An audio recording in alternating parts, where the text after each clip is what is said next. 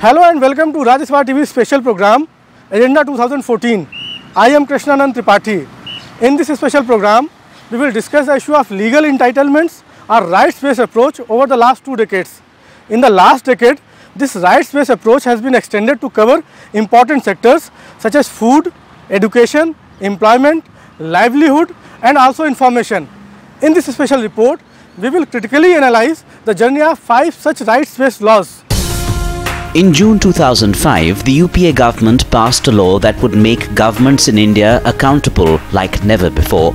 It also set up a legal framework that allowed citizens to get information controlled by public authorities.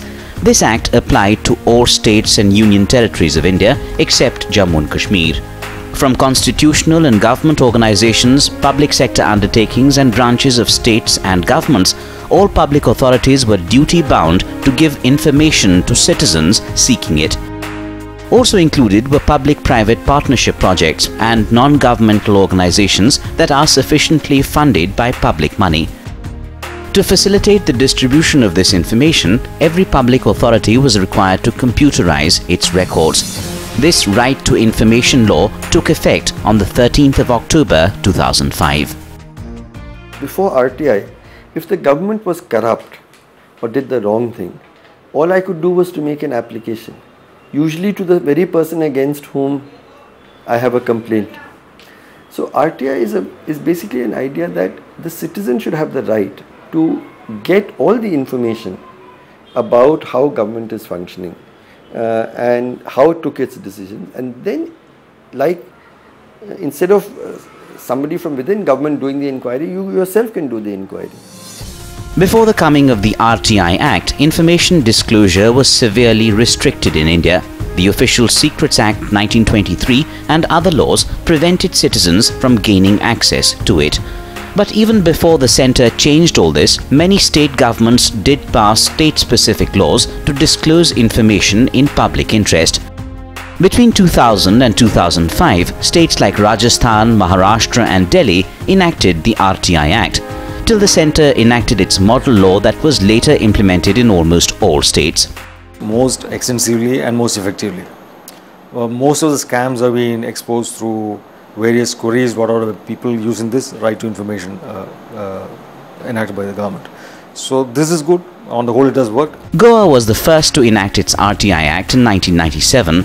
Karnataka and Rajasthan followed in 2000. Tamil Nadu came next in 2001. In 2002, anti-corruption crusader Anna Hazare forced Maharashtra to enact its RTI law.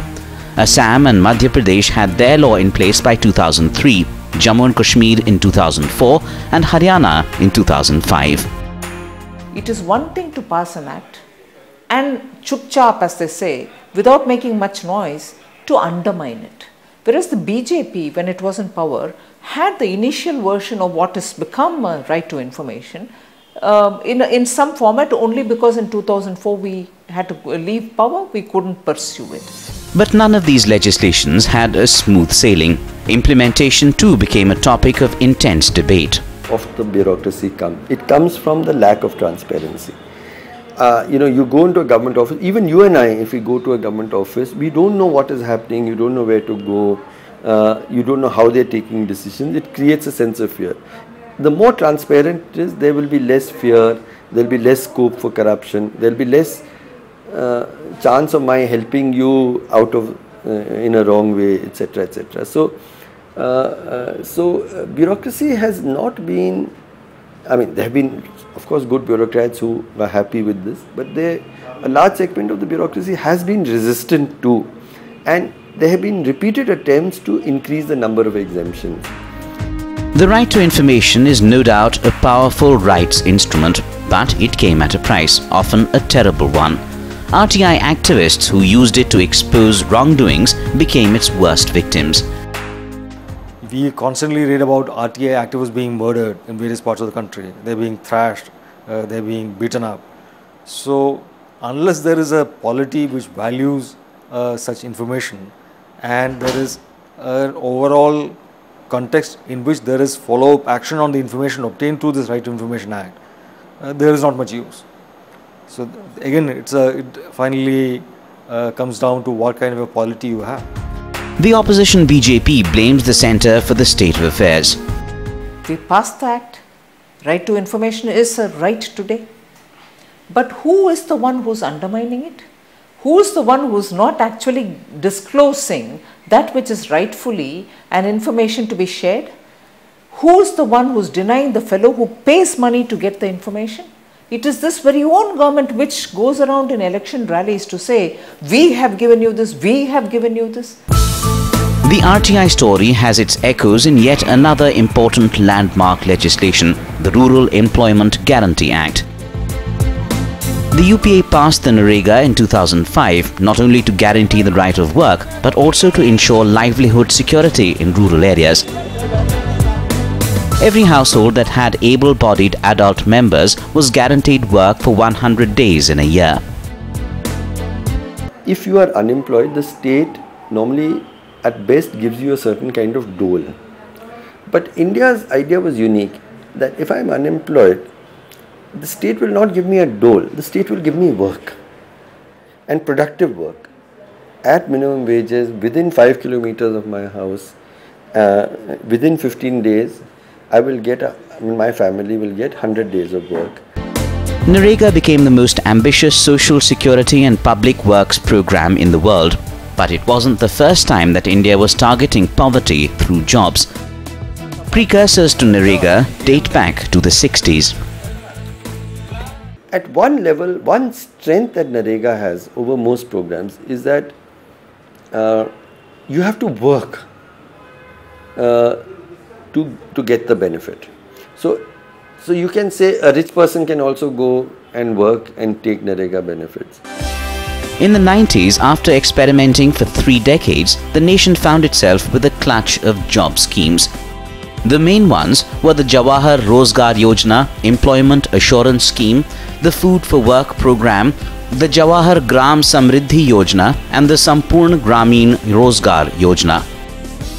In April 1989, the centre integrated the National Rural Employment Program of 1980 with the RLGEP into a new scheme called the Jawahar Rozgar Yojana.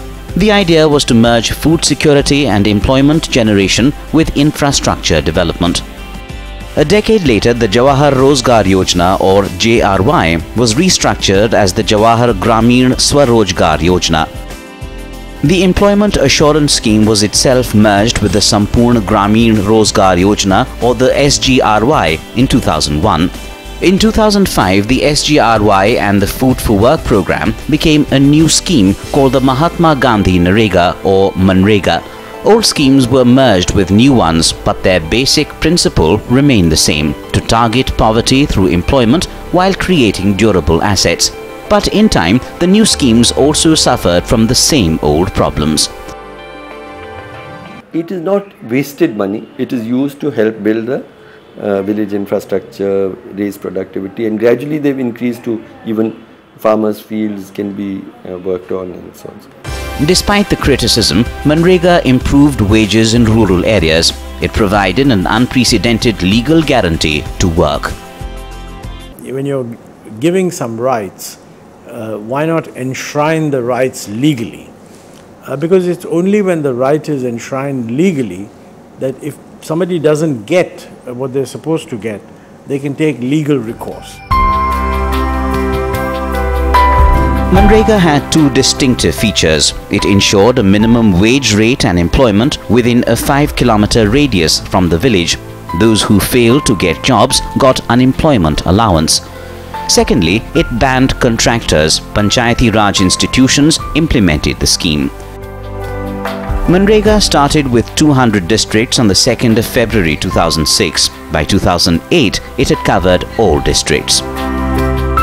Timing of any particular such things, just as MNREGA was used before the 2009 elections, they hurriedly expanded from covering only 100 districts to covering the entire country, the rural, because of that, what happened was there was not enough rules laid out. You used it as a vote-getting tool rather than a job-giving scheme.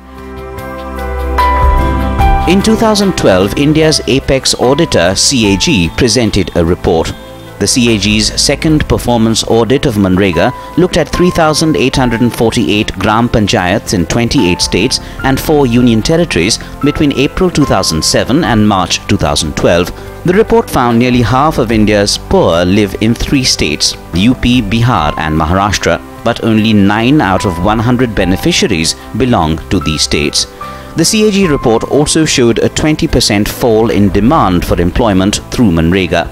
Further, 5 states defied statutory norms by not notifying the scheme. The report also found mismanagement. It pointed out that in 2012, only 1 out of 4 Manrega works were completed. Further, only 30% of the allotted funds were used. Other discrepancies included laxity in maintaining basic records in up to half of the Gram Panchayats. The CAG report recommended many correctives: proper maintenance of records at the panchayats and upgrading the software Narega Soft to conduct integrity checks. It also emphasized timely payment of unemployment allowance. Mahatma Gandhi National Rural Employment Guarantee Scheme has been severely indicted for the way in which it was planned and executed by the CAG. If the outcome of a program of that kind, where nearly 2 lakh crores have been spent over the last from 2006 till today, and it has resulted only in 3% of the poorest of the poor benefiting, and that too benefiting according to the 100 days that they have said. The rest of them are not even being announced. These are not my figures, it is the CAG's figures. It is time for us to slip into a small break. After the break, we will discuss 3 other rights-based laws.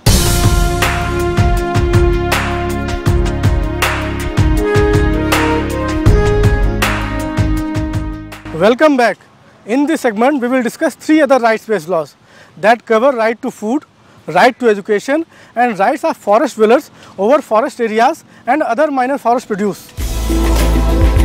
India's forests are home to crores of people. They support and sustain entire tribes, providing them minor forest produce, water, grazing ground and habitats for shifting cultivation. The tribals have always had a mutually beneficial relationship with these forests, but their rights were never recognized since there was no real ownership of land, all of which led to a saga of exploitation. India's forests are governed by the Indian Forest Act of 1927 and the Wildlife Protection Act of 1972. Both decreed that forest settlement officers decided the rights of people living in forests or protected areas.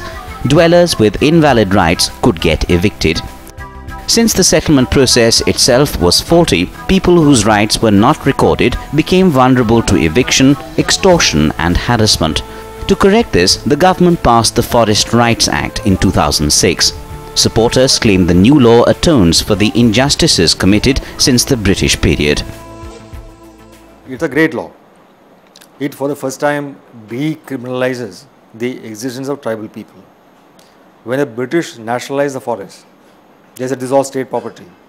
Then people who were dwelling in forests, that is the tribal people, they became trespassers. When they took minor forest produce, they broke branches or they took fruits or gum or resin from the trees of the forest, they became criminals. They were stealing state property. So the entire tribal population in their existence became some kind of a criminal activity, and that was tolerated by the state as sort of generosity and sometimes on payment of protection money. What this Forest Rights Act did was to remove this anomaly and make it a completely legal, lawful activity for tribals to live, just for it is legal for you and me to live in this city. The new Forest Act gives title rights or land ownership to tribals or forest dwellers, as on the 13th of December 2005, to a maximum of 4 hectares. Dwellers also got the right to use minor forest produce, fish from water bodies and grazing rights. Besides this, there was relief and development rights, including rehabilitation in case of illegal eviction.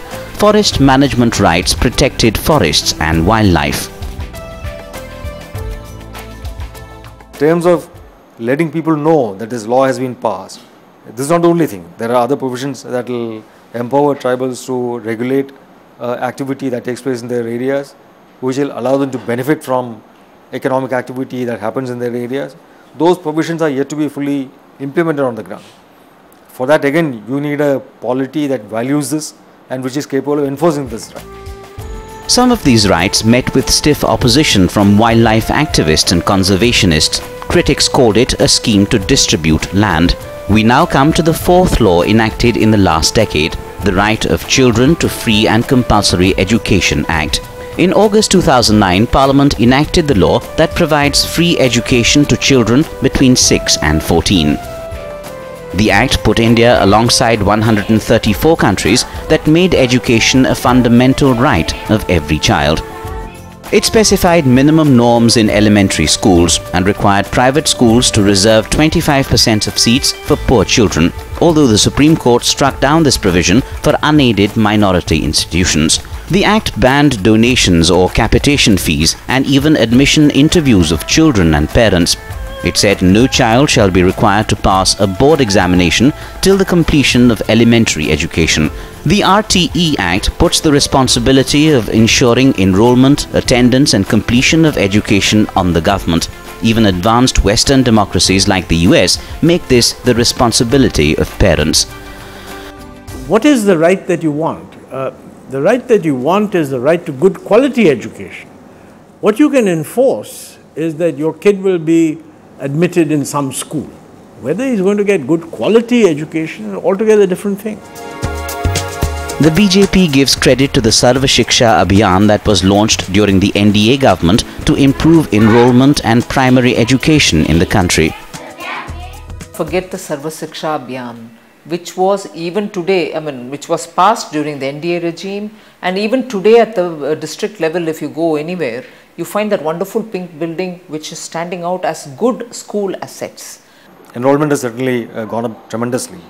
That is more because of the Sarva Shiksha Abhiyan and the efforts that have gone into that. So while we have achieved a goal in terms of quantity, more than 100% of the relevant age group is now enrolled in schools. The promise on quality is yet to be delivered. The quality of teaching and the quality of learning is far below what is required. Opposition parties are also highly critical of the UPA government's management of this important legislation.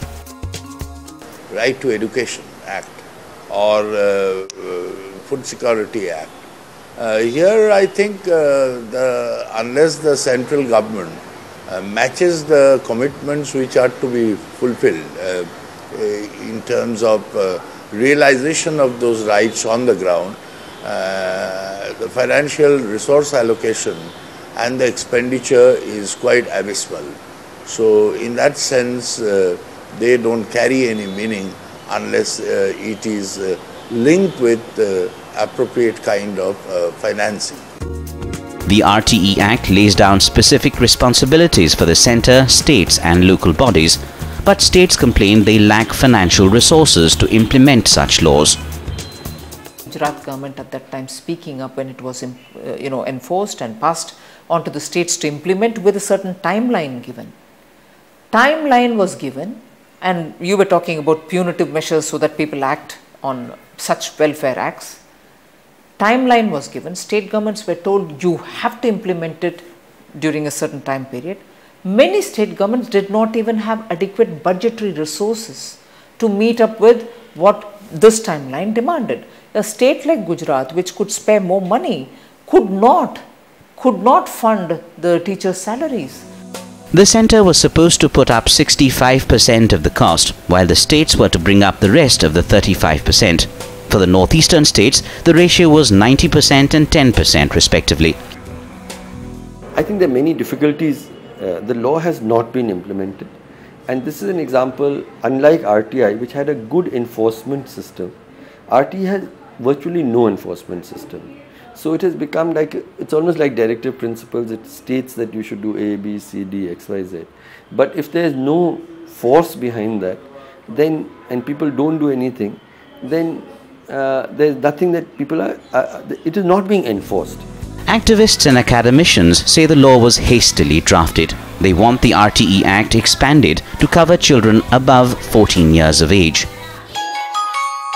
In the context of the right to education, experts also point to the success of other skill development programs, all of them seemingly working well and without any legal framework. So it's not some charity or CSR or some such activity. It is a business, and that business actually allowed 1 lakh people to get jobs. So this is, and now the government has actually, under this skill development program, put in place a framework for social mobility by acquiring progressively higher levels of skills. Also in the list of landmark rights legislations is the right to food, perhaps the most ambitious program undertaken by any government and definitely the most intensely debated. It was in 2013 that Parliament passed the National Food Security Act. It gave legal rights to over 2/3 of India's population. The sheer scope and sweeping provisions for entitlement attracted intense reactions. The Food Bill was first introduced in Parliament in December 2012, promulgated as a presidential ordinance on July 5, 2013, and turned into a law in August 2013. The bill as amended is passed. The law covers 75% rural and 50% of the urban population. It entitles every person to 5 kilograms of food grains every month per person at a highly subsidized rate. Rice is priced at 3 rupees per kilo, wheat at 2 rupees per kilo, and coarse grains at 1 rupee a kilogram. It also makes pregnant women, lactating mothers, and certain categories of children eligible for free meals daily. The subsidized grains are to be delivered through the 5 lakh public distribution shops, which is where the problem lies, in the form of inefficiencies, corruption, and leakages. The cost of this massive food security program is estimated to be well over 1 lakh crore. In fact, the interim budget this year provides for a subsidy of 90,000 crore rupees. The opposition BJP criticizes the law, calling it a vote security law. I can pull up the government legally saying you failed in what is my right, which has serious connotations on the government. So it is wonderful to pass the act, but are you making sure that the implementing states have the wherewithal to implement it, or are we opening up a can of worms in terms of legislations, because the affected citizens who are right, but the affected citizen would just rush to the court saying this government has not given me my right, and therefore the state government should be punished. In which case, are you pushing the state governments into such litigations for which they solely may not be responsible? The government estimates that the cost of providing food security law to the population will be roughly around 10% of its total receipts. On the other hand, an agriculture ministry body, the Commission on Agriculture Cost and Prices, says the cost would be around 20%. Opposition parties also point out other flaws. The BJP says the success of the Chhattisgarh model of food distribution clearly marks it out as a better model. This Food Security Act which has come through actually is going to give less to the persons who are eligible to receive it. Less not just in the fact that only grains are going to be given, no pulses are being given. Pulses are also envisaged in the Chhattisgarh scheme, so that the nutrition of the person is kept in mind, not just food. So that aspect is very important. Some experts see a massive inflationary potential in the food law. They say it covers less than half of actual consumption. The assumption is that you will earn about half your food in the normal course, and half is guaranteed almost free by the state. So that there is not 100% dependence, but 50%. 5 kilos is too little. We have been saying that for a family of 5, there should be about 35 kilos. Family of 5 needs about 70 kilos. 50% of that is 35 kilos. That is the minimum that the state should provide. It's been a sustained march for India's rights-based approach, but experts say the time is ripe for the next level. They say only an empowered citizenry will make the success stories of the approach meaningful. Is it just enough for you to pass this law, and will it automatically devolve on people the entitlement that you are promising through the right. It doesn't. Not only public awareness, there has to be political empowerment of these people. Only when they know that this is a right they have and it is up to them to mobilize themselves and enforce this right, only then things will change.